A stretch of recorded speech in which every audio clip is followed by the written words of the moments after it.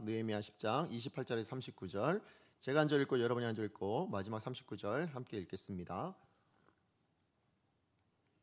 28절입니다. 그 남은 백성과 제사장들과 레위 사람들과 문지기들과 노래하는 자들과 느디님 사람들과 및 이방 사람과 절교하고 하나님의 율법을 준행하는 모든 자와 그들의 아내와 그들의 자녀들 곧 지식과 총명이 있는 자들은 다 그들의 형제 귀족들을 따라 저주로 맹세하기를 우리가 하나님의 종 모세를 통하여 주신 하나님의 율법을 따라 우리 주 여호와의 모든 계명과 규례와 율례를 지켜 행하여 우리의 딸들을 이 땅 백성에게 주지 아니하고 우리의 아들들을 위하여 그들의 딸들을 데려오지 아니하며 혹시 이 땅 백성이 안식일에 물품이나 온갖 곡물을 가져다가 팔려고 할지라도 우리가 안식일이나 성일에는 그들에게서 사지 않겠고 일곱째 해마다 땅을 쉬게 하고 모든 빚을 탕감하리라 하였고 우리가 또 스스로 규례를 정하기를 해마다 각기 세겔의 3분의 1을 수납하여 하나님의 전을 위하여 쓰게 하되 곧 진설병과 항상 드리는 소제와 항상 드리는 번제와 안식일과 초하루와 정한 절기에 쓸 것과 성물과 이스라엘을 위하는 속죄제와 우리 하나님의 전의 모든 일을 위하여 쓰게 하였고 또 우리 제사장들과 레위 사람들과 백성들이 제비 뽑아 각기 종족대로 해마다 정한 시기에 나무를 우리 하나님의 전에 바쳐 율법에 기록한 대로 우리 하나님 여호와의 제단에 사르게 하였고 해마다 우리 토지 소산의 만물과 각종 과목의 첫 열매를 여호와의 전에 드리기로 하였고 또 우리의 맏 아들들과 가축의 처음 난 것과 소와 양의 처음 난 것을 율법에 기록된 대로 우리 하나님의 전으로 가져다가 우리 하나님의 전에서 섬기는 제사장들에게 주고 또 처음 익은 밀의 가루와 거제물과 각종 과목의 열매와 새 포도주와 기름을 제사장들에게로 가져다가 우리 하나님의 전에 여러 방에 두고 또 우리 산물의 11조를 레위 사람들에게 주리라 하였나니 이 레위 사람들은 우리의 모든 성읍에서 산물의 11조를 받은 자이며 레위 사람들이 11조를 받을 때에는 아론의 자손 제사장 한 사람이 함께 있을 것이요 레위 사람들은 그 11조의 10분의 1을 가져다가 우리 하나님의 전 곳간에 여러 방에 두되 곧 이스라엘 자손과 레위 자손이 거제로 드린 곡식과 새 포도주와 기름을 가져다가 성소에 그릇들을 두는 골방 곧 섬기는 제사장들과 문지기들과 노래하는 자들이 있는 골방에 둘 것이라. 그리하여 우리가 우리 하나님의 전을 버려두지 아니하리라. 아멘. 예, 오늘 주신 말씀을 가지고 가야 할 그 땅 회복 느헤미야 16번째 시간입니다. 성도 신앙을 삶으로 말하는 사람이라는 제목으로 여러분과 말씀 나누기 원합니다. 여러분 책 좋아하십니까? 예, 제가 제자 훈련을 하다 보니까 책을 그리 많이 읽진 않으시는 것 같더라고요. 예, 근데 이제 저는 설교를 준비하다 보니까 자연스럽게 책을 좀 이렇게 많이 읽게 되고 또 자주 읽게 되는데요. 제가 얼마 전에 이제 책 한 권 좀 소개시켜 드리려고 하는데 얼마 전에 이제 제가 책 제목만 보고 책을 산 책이 있어요. 예, 그게 뭐냐면 그 책의 제목이 삶이 말한다라는 제목입니다. 이 책을 누가 쓰셨냐면 아프리카의 탄자니아에서 무슬림들을 대상으로 태권도를 가르치면서 복음을 증거하시는 박상현 선교사님이라는 분이 쓰신 책이에요. 근데 사실은 제가 그 제목만 본 건 아니고요. 그 책 겉제목에 또 다른 한 문장이 있는데 사실 그 문장 때문에 제가 그 책을 그냥 덜컥 산 거거든요. 그 문장이 뭐냐면 당신은 삶으로 예수를 말하는가. 네, 이 내용이 있었어요. 그리고 제가 이제 그래서 그 책을 다 읽었습니다. 사실 어렵지 않아서 바로 그냥 단숨에 다 읽었거든요. 그러고 나서 그 책의 내용을 생각해 보니까 이 한 문장으로 정말 다 표현이 되는구나라는 생각이 들었어요. 그러니까 이 저자가 지금 뭘 얘기하고 싶은지가 이 한 문장에 다 담겨져 있는 거예요. 그 문장이 뭐라고요? 당신은 삶으로 예수를 말하고 있는가? 예, 이 고백입니다. 그러니까 사실은 박상현 선교사님이 선교를 하시는 거잖아요. 이제 이방 사람들에게 선교를 하는데 선교함에 있어서 특별히 정말로 우리가 입술로는 복음을 증거하는데 과연 그들에게 어떤 영향을 미치는 데 있어서는 삶이 중요하다라는 내용을 좀 이렇게 전하고 싶으셔서 그래서 이 책을 쓰셨다라는 생각이 들더라고요. 오늘날 어쩌면 많은 교회들이 힘을 잃어가고 성도들이 세상으로부터 욕을 먹고 있는 이유가 있다면 저는 이 박상현 선교사님이 던지고 있는 이 질문에 제대로 답을 하지 못하고 있기 때문이다라는 생각이 들었습니다. 우리는 입술로 그리스도인이라 얘기합니다. 그죠?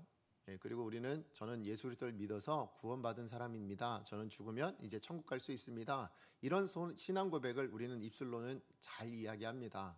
그런데 문제는 우리의 삶으로는 과연 우리가 믿는 바 그 신앙이 고백되어지고 있는가? 정말 여러분 예수 믿는다 하지만 여러분 삶으로는 예수가 드러나고 있고, 여러분 복음을 증거한다 하지만 그 복음이 여러분의 삶으로 나타내지고 있는가? 우리가 하나님의 말씀을 믿고 따릅니다 라고 이야기하지만 그 하나님의 말씀이 과연 여러분의 삶으로는 번역되고 있는가? 이 질문에 우리가 제대로 답을 하지 못하고 있기 때문에 어쩌면 우리가 증거하는 복음이 힘을 잃어가고, 또 우리가 성도라 이야기하지만 세상으로부터 많은 핍박과 또 때로는 많은 조롱을 당하고 있는 그런 현실이지 않을까라는 생각을 해보게 되었습니다. 이 책 중에요, 이런 내용이 있어서 제가 소개시켜드리고 싶은 내용이 있어서 한번 읽어드릴게요. 오래전 양심 냉장고를 주는 TV 프로그램이 있었다. 사회의 많은 규범 가운데 우리가 잘 지키지 않는 규범을 찾아 그 규범을 지키는 양심적인 사람이 나타나기를 기다리는 프로그램이었다. 예를 들면 한적한 길에서 신호 지키기 같은 일이다. 실패할 것 같았던 양심 냉장고는 시청자의 엄청난 호응을 받으며 큰 성공을 거두었다. 누가 보지 않아도 양심적으로 행동하는 사람들을 보면서 감동을 받았다. 희망도 보았다. 무엇보다 시민들에게 질서를 지키는 일에 대해 크게 동기부여를 해준 프로그램이었다. 그리고 20년이 흘렀다. 양심 냉장고를 받은 사람들의 종교를 통계냈더니 50명 중에 49명이 그리스도인이었다고 한다. 추위에 벌벌 떠는 노숙인에 다가가 말을 걸어주는 시민을 몰래 촬영하여 통계냈더니 10명 중에 9명이 그리스도인이었다고 한다. 한 지역의 독거노인을 대상으로 조사했는데 더운 여름이나 추운 겨울에 찾아와 말동무가 되어주고 물심양면으로 도움을 준 이웃의 대부분이 그리스도인이었다고 한다. 이런 내용이 나옵니다.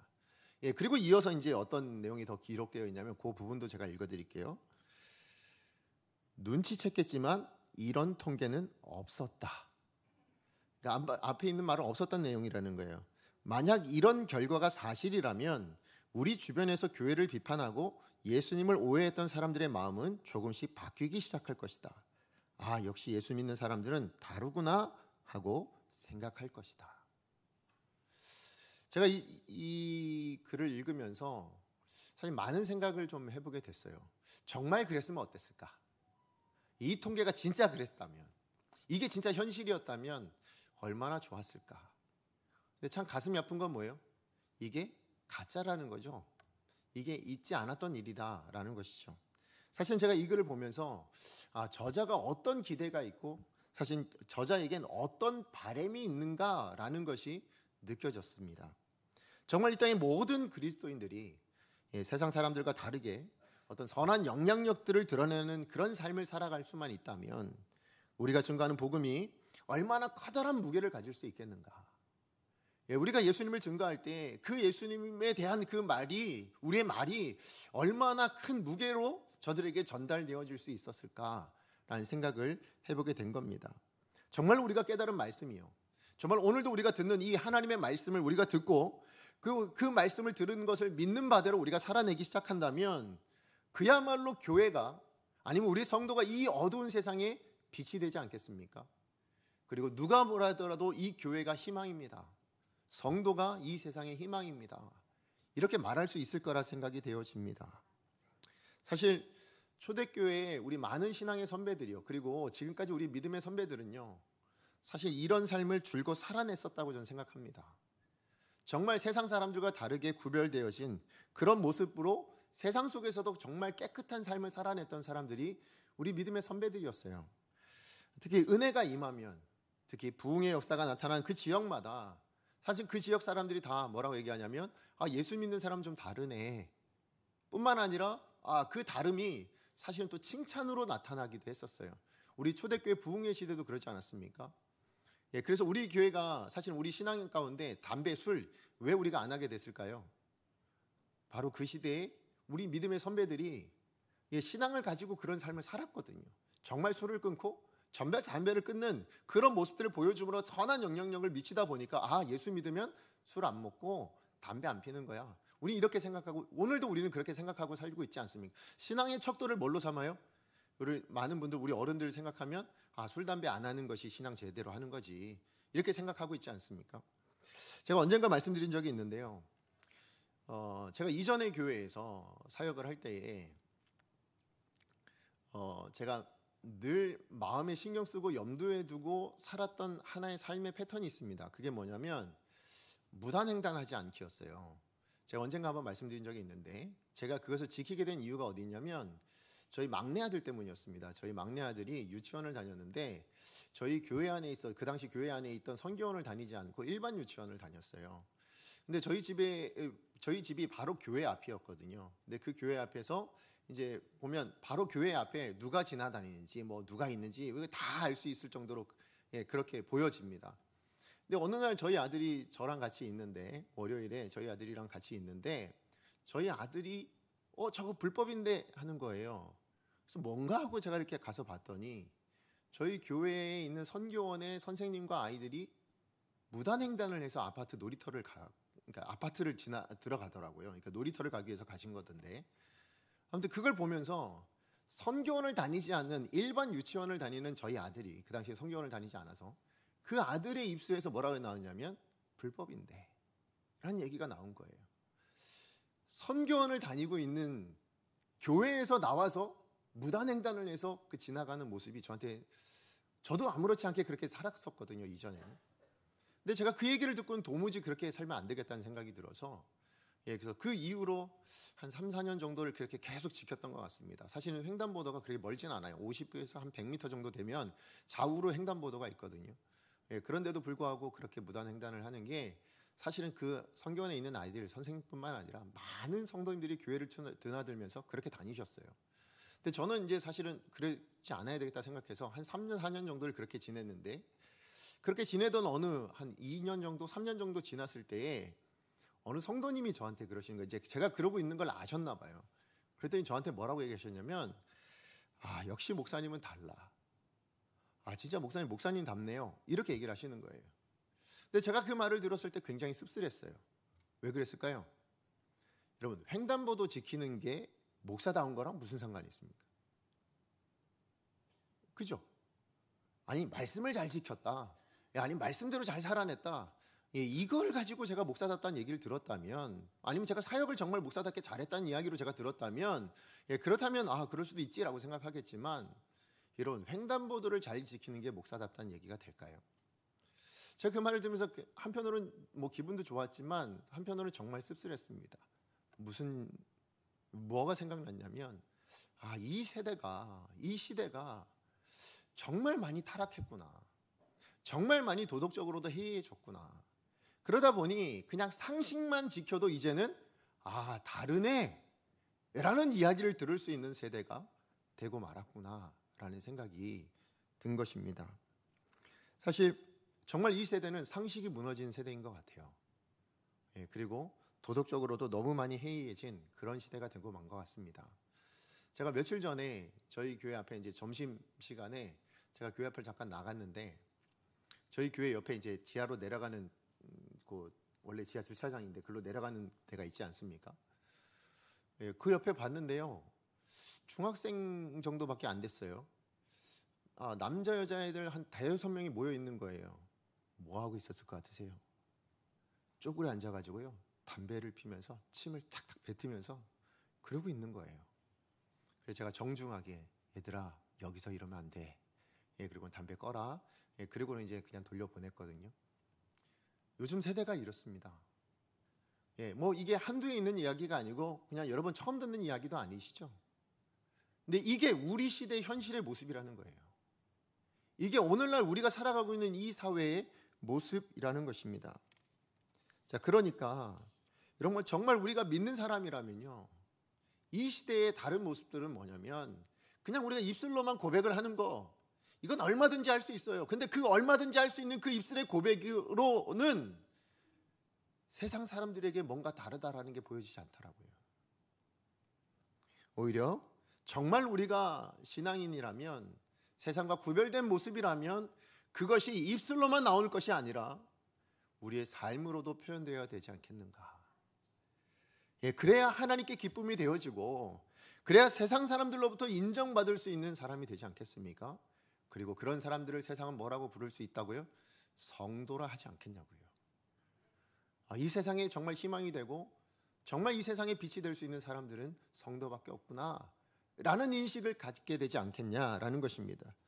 그러므로 정말 우리가 신앙인이라면 여러분 우리의 신앙을 입술로만 고백하는 것은 옳지 않습니다. 그것은 어쩌면 연약한 것이고 어쩌면 하나님 앞에서 악한 것이라 이야기할 수도 있을지 모르겠습니다. 정작 우리가 진정한 신앙인이라면 그 고백이 우리의 삶으로도 증명돼야 될 줄로 믿습니다. 우리의 삶에도 신앙이 묻어날 수 있어야 될 줄로 믿습니다. 그런 의미에서 오늘 본문에 나오는 이스라엘 백성들의 모습은요, 참 큰 도전을 줍니다. 그들은 무너진 예루살렘 성벽을 재건했습니다. 그리고 거기에 머물지 않고 말씀을 간절히 사모하죠. 말씀을 갈급해합니다. 그랬더니 하나님께서 말씀이 깨달아지는 은혜를 허락하셨고, 그 은혜로 인해서 이스라엘 백성들에게 어떤 변화가 나타났습니까? 회개하는 역사가 일어났어요. 눈물로 하나님 앞에 회개하는 그런 삶을 우리가 지난주까지 살펴보았습니다. 그런데 거기에 머물지 않더라는 거예요. 그 말씀에 깨달아진 그 은혜가, 그리하여 그들이 흘렸던 그 눈물의 회개가 어디로 이어지고 있습니까? 오늘 10장 말씀에 보니까 삶의 변화를 나타내는 결단으로 보여지고 있다는 거예요. 결단으로 이어지고 있다는 것입니다. 다시 얘기하면 하나님의 회복된 백성들이라면 그 말씀에 대한 깨달음이, 그리고 눈물의 회개가 그것으로 끝나지 않고 거룩한 삶의 변화, 삶으로 살아내는 그 신앙, 그거에 대한 결단으로 이어지고 있더라라는 것이죠. 자, 그럼 그것이 어디서부터 나타나냐? 우리 지난주 회개의 모습이었잖아요. 근데 그 회개의 모습이 마지막 절에 어떻게 되어 있는가? 9장 38절 말씀 같이 한번 읽어보겠습니다. 시작. 우리가 이 모든 일로 말미암아 이제 견고한 언약을 세워 기록하고 우리의 방백들과 레위 사람들과 제사장들이 다 임봉하나이다 하였느니라. 아멘. 이스라엘 백성들이 회개했습니다. 말씀의 은혜를 받았어요. 그리고 자복한 다음에 일어난 일이 뭐라고요? 이제부터는 제 뜻대로 살지 않겠습니다. 이제부터는 이전에 살았던 그 삶의 방식대로 살지 않겠습니다. 지금부터는 하나님 주신 그 은혜의 말씀, 그 말씀을 따라 살아가겠습니다 라고 구체적으로 결단을 하거든요. 그 결단한 것을 어떻게 했다고요? 언약으로 맹세를 하고 임봉을 했다고. 다시 얘기하면, 이걸 좀 풀어서 얘기하면 서명했다는 얘기예요. 우리 모두가 거기에 동참하겠습니다 하고 서명까지 하는 그런 결단을 내렸다, 하나님과 언약을 맺었다라고 이야기하는 것입니다. 여러분, 이전에 나오는 모든 성경의 언약은요, 사실은 하나님이 일방적으로 이스라엘 백성들 누굴 찾아와서 맺어주신 언약이었어요. 자, 그런데 오늘 여기 나오는 이 언약은 하나님이 찾아오셔서, 그래서 하나님이 맺자고 해서 맺어진 언약이 아니고 누가 하는 거예요?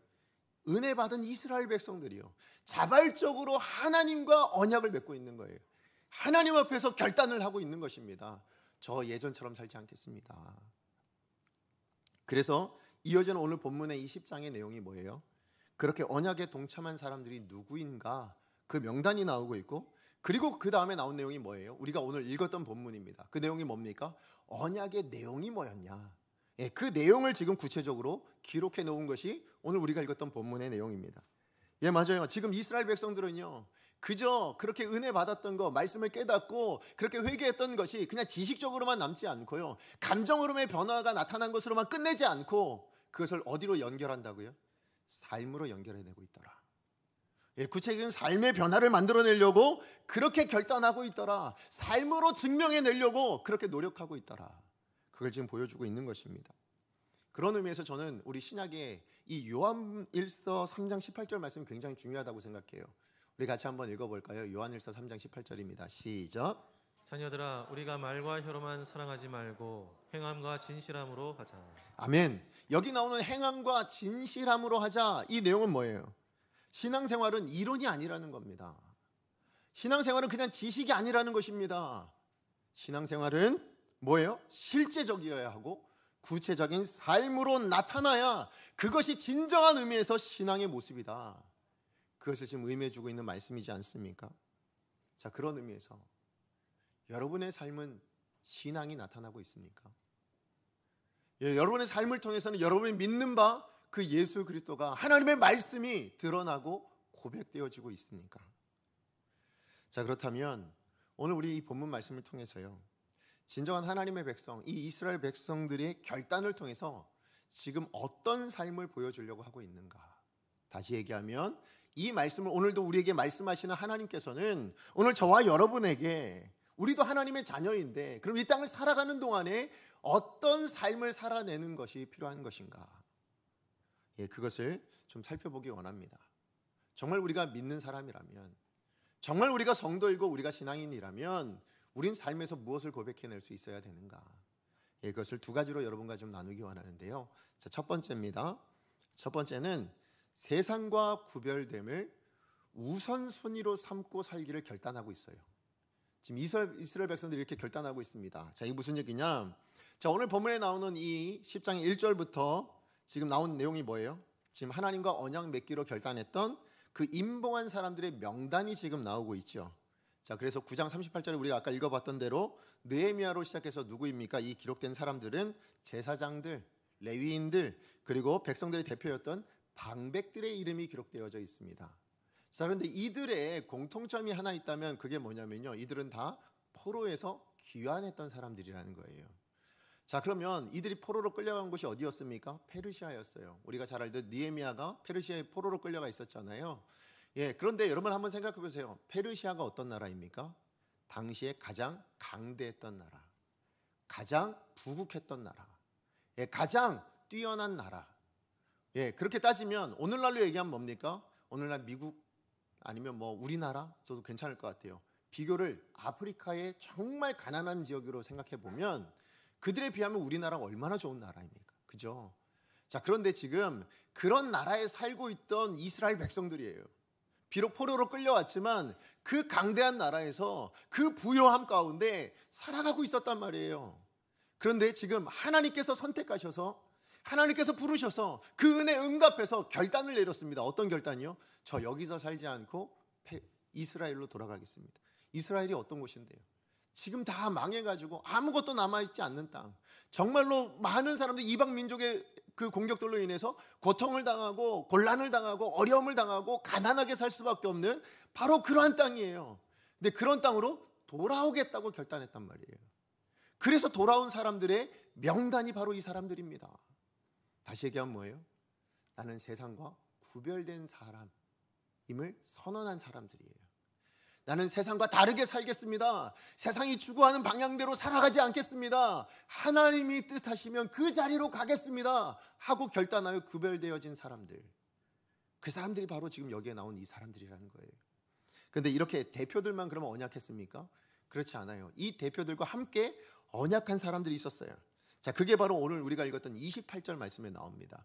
자, 우리 28절 말씀 같이 한번 읽어보겠습니다. 시작. 그 남은 백성과 제사장들과 레위 사람들과 문지기들과 노래하는 자들과 느비딤 사람들과 및 이방 사람과 절교하고 하나님의 율법을 준행하는 모든 자와 그들의 아내와 그들의 자녀들 곧 지식과 총명이 있는 자들은. 아멘.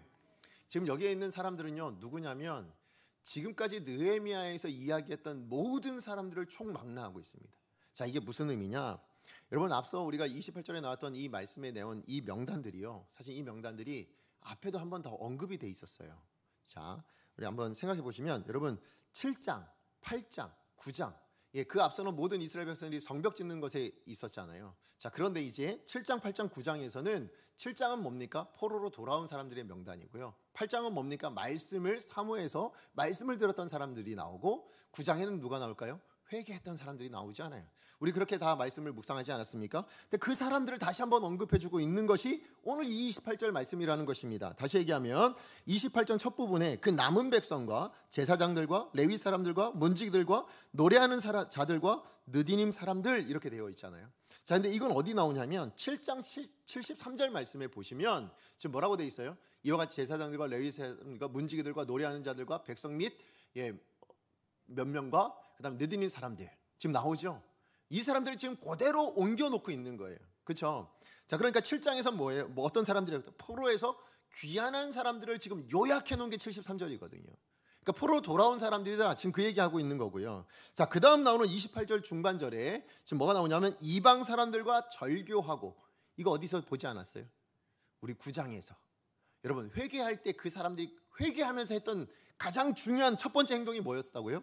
이방인들과 절교하는 내용이었어요. 그게 9장 2절에 나와요. 그죠? 9장 2절에 모든 이방 사람들과 절교하고 서서 뭐 했다고요? 자복했다고, 회개했다고 그렇게 이야기하고 있습니다. 예, 맞아요. 지금 회개했던 사람들 이야기하고 있어요. 자, 그리고 이제 28절 하반절에 나오는 그들의 아내와 그들의 자녀들 곧 지식과 총명이 있는 자들, 이 얘기는 어디서 나왔을까요? 8장에 나옵니다. 8장 2절 말씀에 보시면 말씀을 듣기 위해서 자발적으로 모여있는 사람들에 대한 이야기를 할 때에 지금 에스라 율법을 가지고 회중합, 곧 뭐라고 돼 있어요? 남자나 여자나 알아들을 만한 모든 사람들, 같은 범주의 사람을 이야기하고 있잖아요. 그러니까 지금 무슨 얘기하는 거예요? 지금 본문 10장 28절에 나오고 있는 이 하나님과 언약을 맺고 있는 이 사람들, 그렇게 결단하는 사람들이 누구냐? 7장에 기록된 대로 뭐예요? 하나님이 포로로 돌아오게 한 사람들이 지금 언약을 맺게 했다는 거예요. 더 나아가서 8장에 기록된 대로 보면 뭐예요? 하나님의 말씀을 듣기 위해 모여진 사람들, 그리고 9장에서는 말씀을 듣고 회개한 사람들, 그 사람들을 총망라해서 28절에 지금 한 번에 다 이야기하고 있는 겁니다. 다시 얘기하면 여러분, 하나님께 은혜 받은 사람이라면, 그렇죠? 공통점이 뭐예요? 포로로 돌아온 거, 하나님께서 은혜 주셔서 포로로 돌아오게 만드셨어요. 하나님 은혜 주셔서 말씀을 깨닫게 하셨어요. 하나님 은혜 주셔서 회개의 역사를 경험하게 하셨어요. 그 은혜 받은 사람이라면 누구라도 한 사람도 빠짐없었다는 얘기예요. 은혜 받으면 어떻게 된다고요? 하나님 앞에 변화된 삶을 결단하게 되어 있다. 삶이 바뀌게 되어 있다라는 것을 보여주고 있는 것입니다. 누구라도 세상처럼 살지 않습니다. 자, 그렇다면 맞아요. 은혜 받으면 누구라도 뭐 한다고요? 세상과 다르게 사는 거예요. 그런데 우리가 세상과 다르게 살지 못하는 이유는 어디 있을까요? 그러면 은혜가 없으니까, 은혜를 잃어버리니까 그렇게 살지 못한다라는 것입니다. 은혜가 나를 지배하지 못할 때, 은혜가 나를 사로잡지 못할 때, 은혜가 내 안에 채워지지 않을 때는 구별된 삶을 살아낼 수가 없다. 그게 우리예요. 그게 우리 인생의 모습이라는 것입니다. 그럼 바라기는 우리 강성의 모든 성도님들, 여러분 예배 자리에 왜 나오셨어요? 무엇 때문에 나오셨습니까? 저는 여러분 사모하셔야 된다고 생각해요. 이 예배 자리에 나올 때마다 하나님 앞에 간구하셔야 된다고 생각해요. 뭘요? 은혜 주세요. 은혜 주셔야 합니다. 이걸 사모하셔야 돼요. 이 은혜를 받고 나가야 세상 가운데서 바뀐 삶을 살죠. 구별된 삶을 살아낼 수 있다는 거예요. 그럼 여러분 이 예배 자리에 나올 때마다 다른 거 생각할 게 아니에요. 뭐 기대하고 나오셔야 돼요? 하나님 은혜 주세요. 은혜로 저 좀 채워주세요. 이걸 사모하며 나오셔야 될 줄로 믿습니다. 자, 그렇다면 그렇게 은혜를 통해서 우리가 바뀌어지는 그 구별됨, 세상과 다른 그 구별됨, 그 구별됨이라는 게 뭘까요? 세상과 단절해서 그냥 그렇게 사는 것, 속세를 떠나서 그렇게 사는 것이 구별됨입니까? 그렇지 않죠. 여러분 성경이 말씀하시는 구별됨은 뭐냐면, 사실 세상에 우리가 발을 딛고 살아야 되지 않습니까? 그런 하나님의 백성들이 가져야 될 가장 중요한 삶의 원칙이 바로 구별됨이라고 생각합니다. 하나님의 백성도 뭐예요? 전부 다 우린 천국에 살지 않습니다. 우리가 구원받으면 바로 천국에 가서 천국에 사는 삶이 아니에요. 여전히 우리는 어디서 살아야 됩니까? 이 세상 가운데 발을 딛고 살아야 됩니다. 이 세상 속에서 살아야 됩니다. 자, 그런데 어떻게 구별될 수 있습니까? 어떻게 구별되어질 수 있겠습니까? 그냥 구별되지 않죠. 어떻게, 무엇을 따라 구별되어져야 됩니까? 우리는 이미 알고 있습니다. 무엇이요? 맞아요. 하나님의 말씀을 따라, 하나님의 말씀이 알려주시는 그 거룩함으로 나아가는 것, 우리의 삶의 방향이 거기로 맞춰지는 것이 뭐다? 구별됩니다. 그렇게 말할 수 있다는 거예요. 자, 우리 29절 말씀 같이 한번 읽어보겠습니다. 시작. 다 그들의 형제 귀족들을 따라 저주로 맹세하기를 우리가 하나님의 종 모세를 통해 주신 하나님의 율법을 따라 우리 주 여호와의 모든 계명과 규례와 율례를 지켜 행하여. 아멘. 지금 이스라엘 백성들이 결단을 하고 있는데 뭐에 따라 결단한다고요?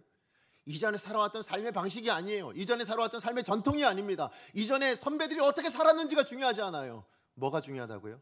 지금 들려진 하나님의 말씀. 지금 하나님께서 말씀해 주신 그 하나님의 말씀을 따라서, 그 율법을 따라서 그 율법을 쫓아 지켜 행하는 삶. 맞아요. 세상에서 구별됨이라는 것, 정말 거룩하게 되어지는 삶이라는 것은 이 땅의 사람들이 옳다고 얘기하는 방향이 아니고 뭐가요? 하나님의 말씀이 옳다고 하는 방향으로 가는 것이 구별됨인 거예요. 이 땅의 사람들이 기뻐하는 삶의 방향으로 가는 것이 아니라 하나님이 기뻐하시는 방향으로 가는 것, 그게 구별됨의 가장 중요한 부분이라는 것입니다. 그런데 중요한 건 뭐냐면, 그렇다면 그렇게 방향은 알겠어요. 그런데 그 방향만 있으면 그러면 되겠느냐? 아니라는 거예요. 거기서 또 뭐가 추가되어야 되냐면, 그 방향이 내 삶의 최우선순위가 되어야 됩니다. 그래야 진짜 구별됨을 살아낼 수 있습니다. 정말로 그 구별됨이 온전해지려면 그렇게 살아내는 그 삶의 방향성이 내게 가장 최우선순위가 되지 않으면 온전해질 수가 없어요. 오늘 29절 말씀에 보시면 앞에 뭐라고 되어 있습니까? 맹세를 하는데 뭘로 맹세했다고 나와요? 저주로 맹세했다는 얘기가 나옵니다. 여러분, 저주로 맹세했다는 얘기가 뭘까요? 왜 저주로 맹세했을까요? 이 말은 다르게 얘기하면 뭡니까? 제가 만약에 이 언약을 지키지 않는다면, 제가 이 언약한 대로 제가 이 삶을 살아내지 못한다면 뭐라고 얘기하는 거예요? 저주받아도 좋습니다. 예, 저주를 받아 죽어도 좋겠습니다. 지금 그렇게 맹세를 했다라고 이야기하고 있는 것입니다. 다시 얘기하면 하나님의 말씀을 따라 사는 삶이 제가 죽는 것보다 우선순위입니다. 예, 제 생명보다 제 자신의 모든 것보다 더 우선순위로 세워지는 것이 뭐라고요? 그게 바로 하나님 말씀대로 사는 거예요. 지금 이렇게 언약하고 결단하는 바로 이것을 내 삶의 가장 우선순위로 삼겠습니다. 내 자신의 안위보다도 더 우선순위로 삼겠습니다. 이 고백을 지금 하고 있는 것입니다. 예, 맞아요. 정말로 이 세상에 우리가 정말 온전한 구별됨을 살아내는 사람들이 되려면 바로 바른 방향, 말씀이 이야기해 주시는 그 방향대로 우리 삶을 틀어야 돼요. 바꿔야 됩니다.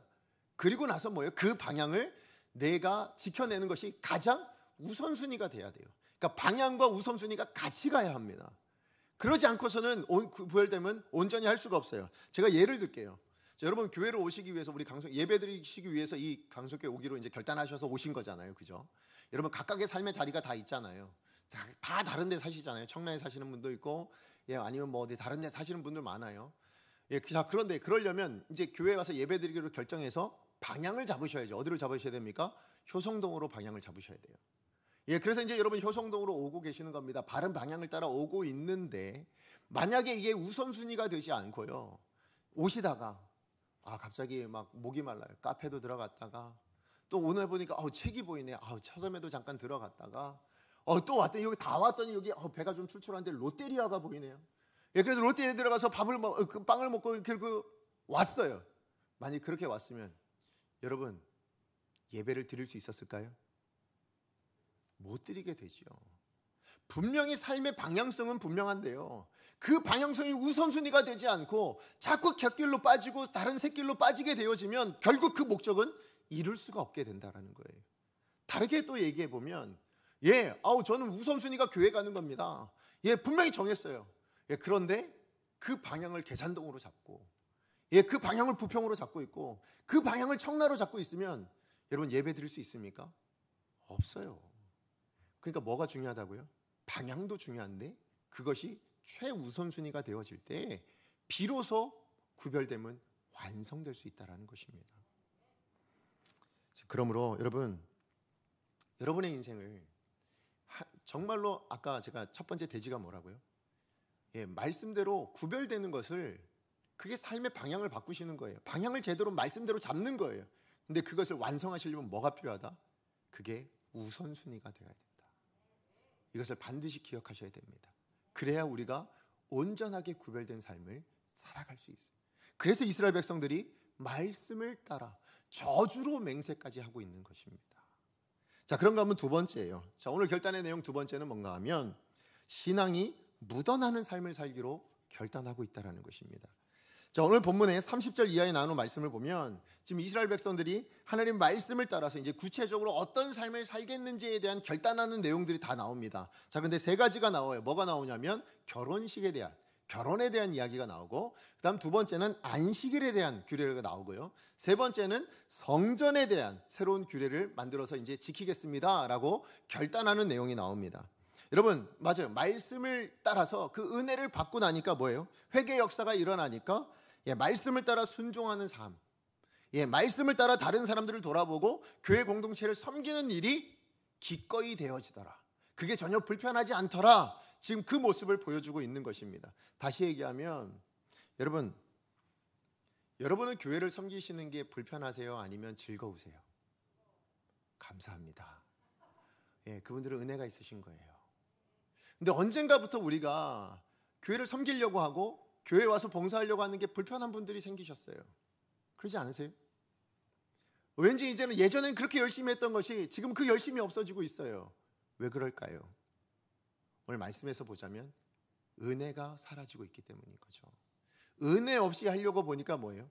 이 섬김이 너무 불편한 거예요. 아니, 예전에는 그 불편함이 있어도 그것을 극복해서 정말 즐거이 열심히 헌신하지 않으셨습니까? 그런데 여러분, 이제 코로나가 끝나고 다시 우리 모여서 이제 우리 다시 그 이전의 삶을 회복해야 되는데 그걸 하려고 보니까 불편하지 않으세요? 왜 그럴까요? 이 코로나가 은혜를 참 많이 뺏어간 것 같아요. 정말 그래서 다시 한번 말씀드려요. 은혜 없이는 안 돼요. 그래서 정말 여러분, 오늘 이 예배가 여러분에게 정말 크신 은혜가 부어지는 정말 하나님 그런 은혜를 주시는 귀한 예배였으면 좋겠습니다.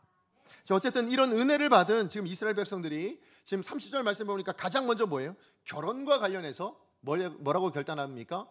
이방인들과 결혼하지 않겠습니다. 이렇게 결단하고 있습니다.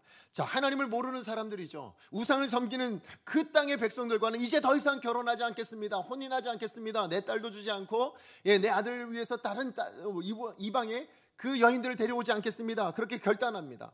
자, 이게 왜 중요할까요? 왜 이것부터 얘기하고 있을까요? 사실은 하나님 말씀에 명령하셨기 때문이에요. 하나님 말씀이. 그러면 하나님 왜 이것을 명령하셨는가 하죠? 왜 어떤 이유로 하나님께서 이걸 명령하셨을까요? 그것은 이 일로 인해서 믿는 사람들이 악한 영향력을 받기 때문이라는 것입니다. 자, 우리 신명기 7장 3절에서 4절 말씀이에요. 우리 같이 한번 읽어보겠습니다. 시작. 또 그들과 혼인하지도 말지니 내 딸을 그들의 아들에게 주지 말 것이요 그들의 딸도 내 며느리로 삼지 말 것은 그가 내 아들을 유혹하여 그가 여호와를 떠나고 다른 신들을 섬기게 하므로 여호와께서 너희에게 진노하사 갑자기 너희를 멸하실 것임이니라. 아멘. 지금 4절 말씀에 뭐라고 되어 있습니까? 왜 결혼하지 말라고 얘기해요? 왜 딸을 주지 말고 왜 아들을 위해서 다른 딸들을 데려오지 말라 이야기합니까?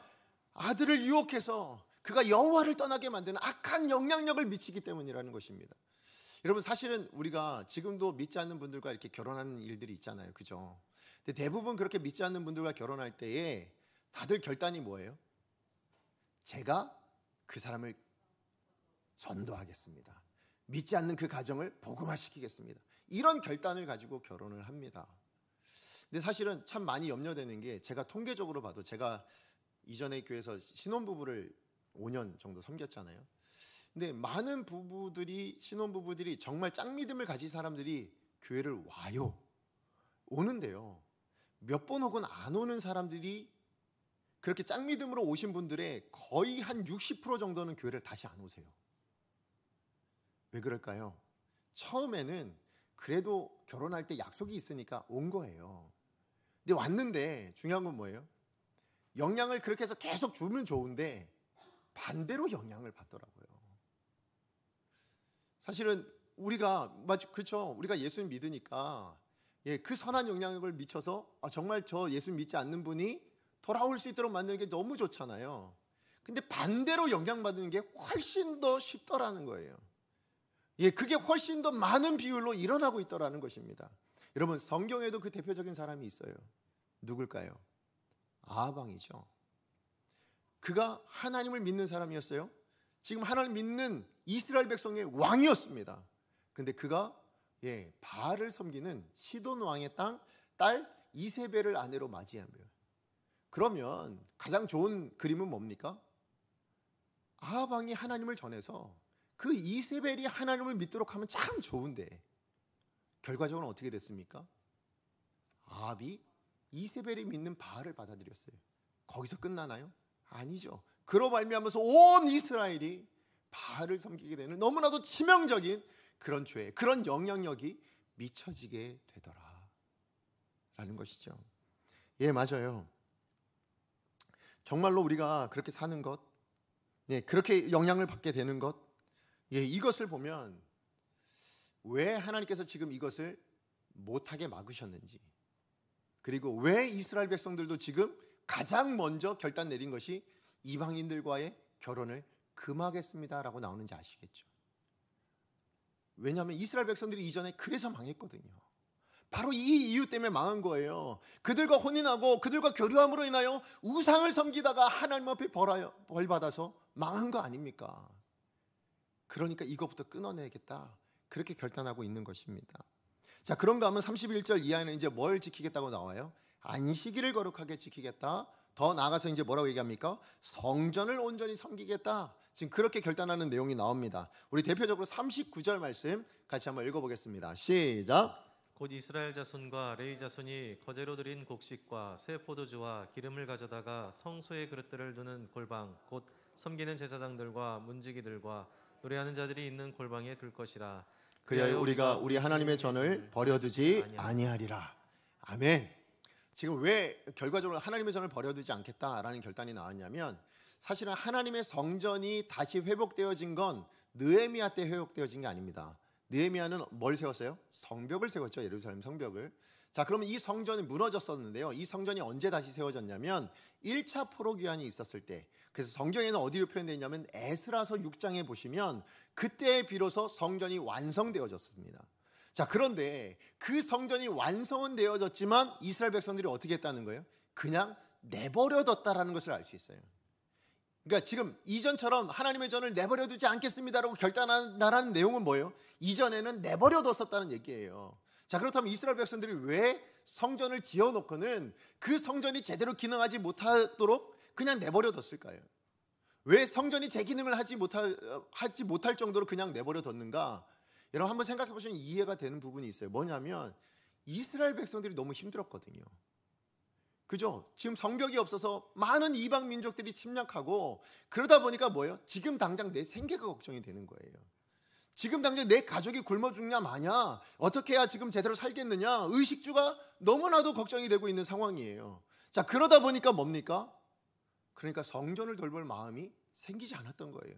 성전에 성전세를 내고 아니면 성전에 헌물을 드리는 것이 지금 당장 내가 먹을 것이 없는데 어떻게 제물을 바칠 수 있겠습니까? 아니 어떻게 하나님 전을 위해서 물질을 드릴 수 있겠습니까? 아마 이런 마음이었던 것 같아요. 자, 그러다 보니까 성전이 그냥 내버려져 있었다라는 것이죠.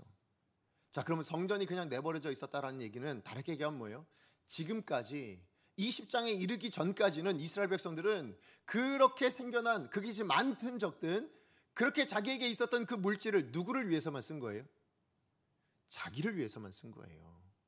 자기 자신들을 위해서만, 가정을 위해서만 그렇게 썼다라는 것입니다. 자, 그런데 은혜를 받고 나니까, 하나님 주시는 은혜를 받고 나니까 뭐라고 합니까? 32절 말씀을 보니까 이제 스스로 하나님의 전을 위해서 성전세를 드리겠습니다, 이렇게 결단합니다. 또 34절에는 스스로 제비를 뽑아서 이제 해마다 하나님의 전에 쓰일 나무를 우리가 해다가 바쳐드리겠습니다. 지금 그렇게 얘기합니다. 이전에는 우리를 위해서, 나를 위해서 나무를 해왔다면 이제는 그것만 하지 않고 이제는 때를 따라 우리가 하나님을 위해서도 전을 위해서도 나무를 해서 드리겠습니다, 그렇게 결단합니다. 그리고 35절 이하에서는 뭐라고 얘기합니까? 하나님의 율법에 기록된 대로 이제는 토지나 아니면 어떤 과목이나 그 모든 것의 첫 열매는 하나님께 드릴게요. 뿐만 아니라 우리의 마다들과 또 가축들의 처음 난 것은 전부 다 하나님께 다 드리겠습니다. 그렇게 지금 결단하고 있는 것입니다. 그리고 37절에서는 뭐라고 나옵니까? 온전한 11조를 이제 하나님 앞에 드리겠습니다. 그렇게 지금 결단하고 있는 것입니다. 자, 그러니까 뭐예요? 이전에는 이스라엘 백성들이 은혜 받기 전에는 자기를 위해서만 재물을 썼어요. 자기를 위해서만, 자기 가족을 위해서만, 자기 유익을 위해서만 재물을 썼다면 이제 이스라엘 백성들이 은혜 받고 나니까 뭐예요? 하나님을 위해서, 성전을 위해서 그렇게 재물을 사용하겠습니다, 그렇게 결단을 하고 있더라라는 것이죠. 저는 오늘 이 본문의 말씀을 가지고 그래서 결론으로 여러분 헌금 생활 잘 하셔야 돼요. 여러분, 우리 교회를 위해서 교회를 돌보는 게 우선이셔야 합니다. 이렇게 결론 내면 여러분 만족하시겠습니까?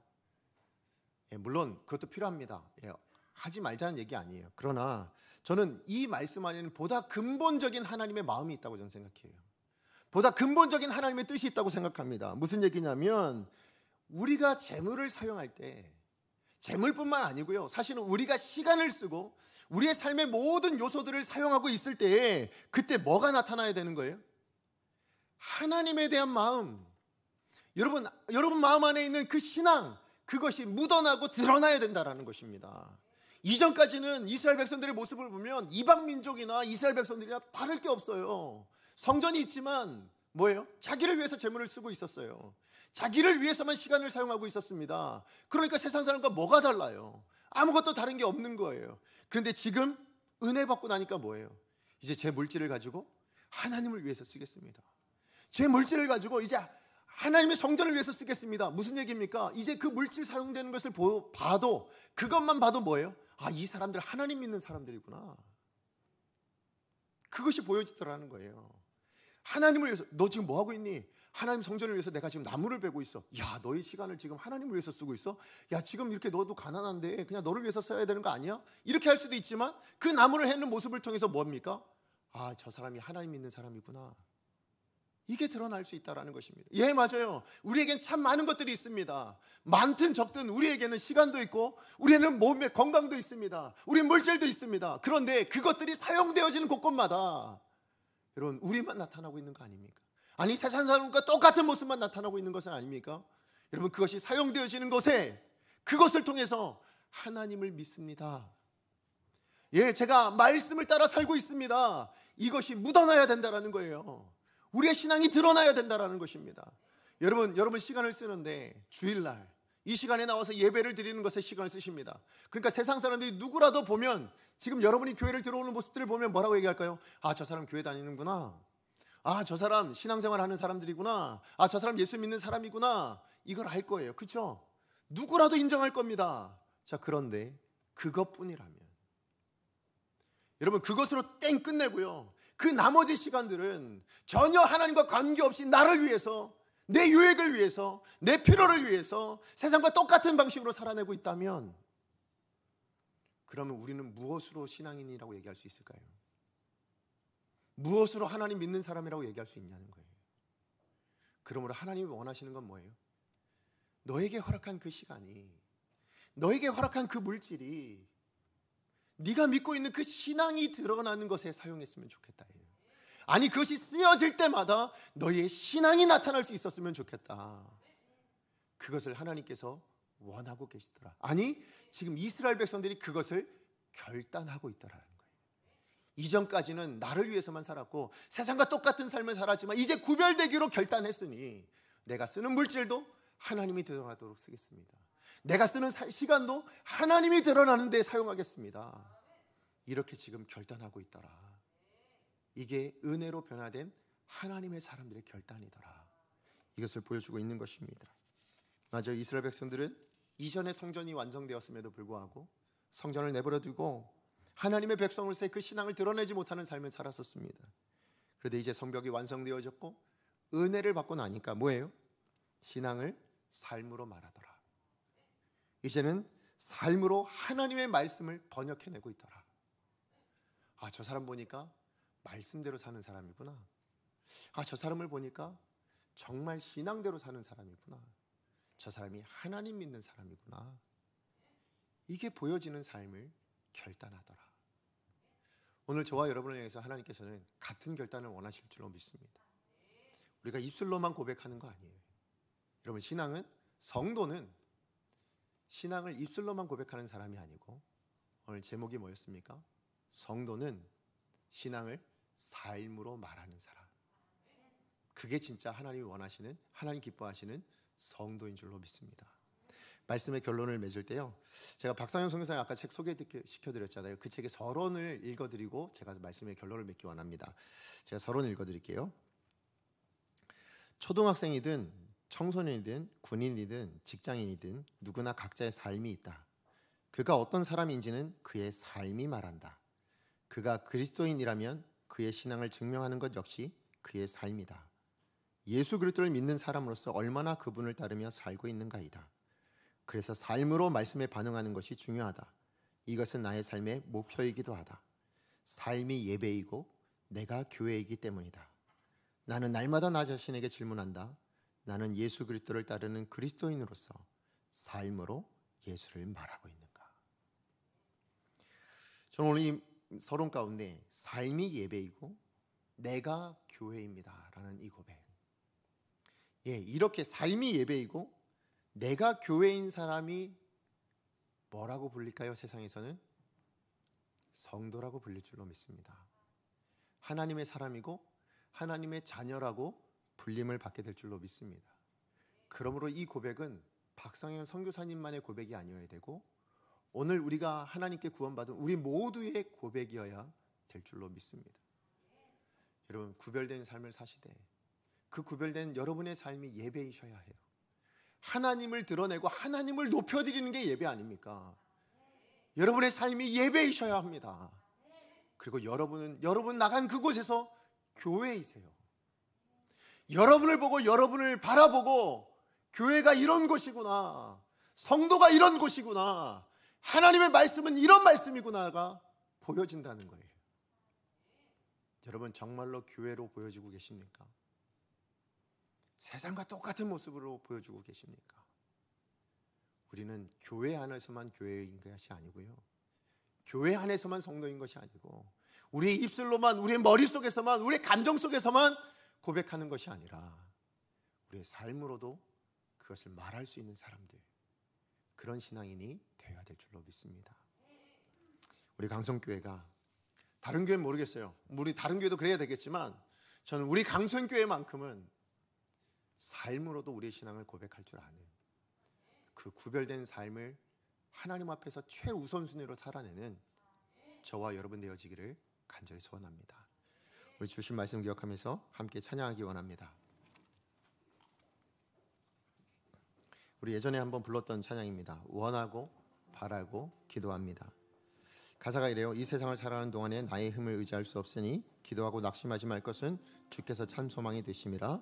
주의 길을 걸어가는 동안에 세상의 것 의지할 수 없으니 감사하고 낙심하지 말 것은 주께서 참 기쁨이 되심이라. 다시 얘기하면 이 얘기는요, 우리가 성도로서 살아가는 데 있어서 필요한 것은 은혜입니다 라는 이 고백이에요. 자, 그런데 그 은혜를 받은 사람은 그 삶이 어떻게 되어지느냐? 저는 그게 후렴 부분입니다. 오늘 주신 말씀과 너무나도 잘 일치하는 말씀이라고 생각해요. 하나님의 꿈이 나의 비전이 되고 하나님의 꿈이 내 삶의 방향입니다, 이 고백이에요. 그 다음에 예수님의 성품이 나의 인격이 됩니다. 예수님의 성품이 내 삶으로 드러나게 되어 있습니다. 그리고 하나님의 권능이, 성령님의 권능이 나의 능력이 되는, 저는 우리 강석교 모든 성도님들이 이 찬양의 고백이 여러분의 삶으로 고백되어지는, 그저 우리 입술로만 고백하는 이 시간의 찬양이 아니라 여러분의 삶으로도 찬양되어질 수 있는 그런 고백이 되기를 간절히 소망합니다.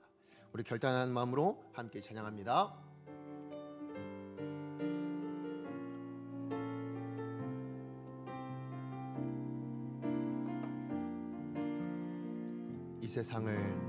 이 세상을 살아가는 동안에 나의 힘을 의지할 수 없으니 기도하고 낙심하지 말 것은 주께서 참 소망이 되심이라.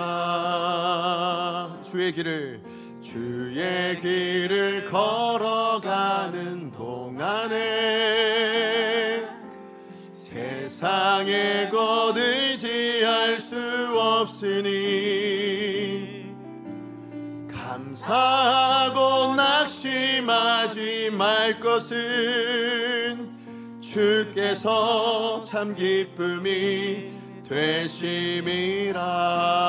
고백합니다. 하나님의 꿈이 내 삶의 방향입니다. 나의 비전이 되고 예수님의 성품이 내 삶으로 번역되어집니다. 나의 인격이 되고 성령님의 권능이 나의 능력이 되길 원하고 바라고 기도한, 우리 다시 한번 고백합니다. 하나님의 꿈이 내 삶의 방향입니다. 나의 비전이 되고 예수님의 성품이 내 삶으로 번역되어지길 원합니다. 나의 인격이 되고 내 힘이 아니라 성령님의 권능으로